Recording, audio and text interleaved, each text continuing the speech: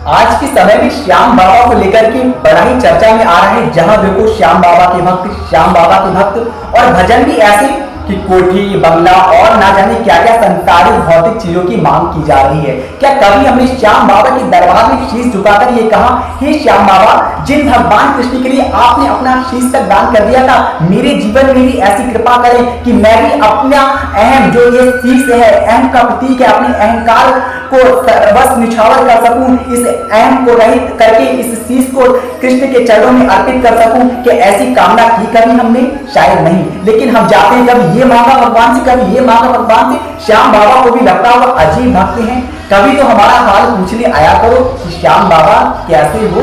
हर बार मांगने चले जाते हो उनके दरबार में, और देखा जाए तो कीर्तन में भी बस वही भजन चल रहे हैं कि बाबा ने ये दिया, बाबा ने ये दिया।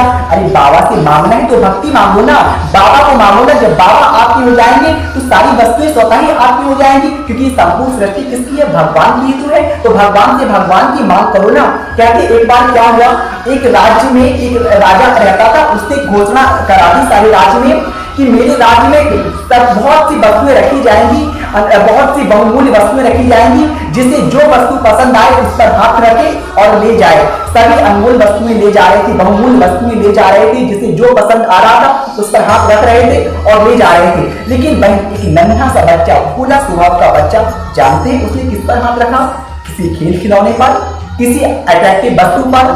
जी नहीं, उसने हाथ रखा राजा पर। राजा को बड़ा आश्चर्य हुआ कि भला छोटा सा बालक इतने खेल खिलौने इनकी बजाय मुझ पर हाथ रख रहा है। तो राजा ने कहा, बालक इतनी सारी वस्तुएं हैं, किसी पर हाथ रख दो ना और उसे ले जाओ। तो बालक ने कहा, राजन ये सारी वस्तुएं किसकी हैं? राजा ने कहा, मेरी।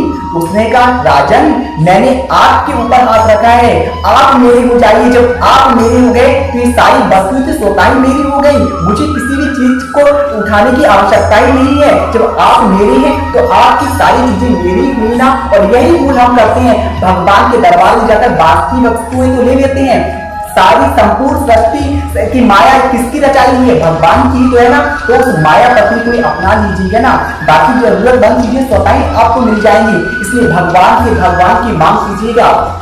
इसीलिए किसी बिरले भक्त ने कहा, किसी से क्या मांगू, तुझ से मांगता हूँ, और भला तुझसे भी क्या मांगू मेरे श्याम बाबा, बस तुझी को मांगता हूँ, बस तुझी को मांगता हूँ।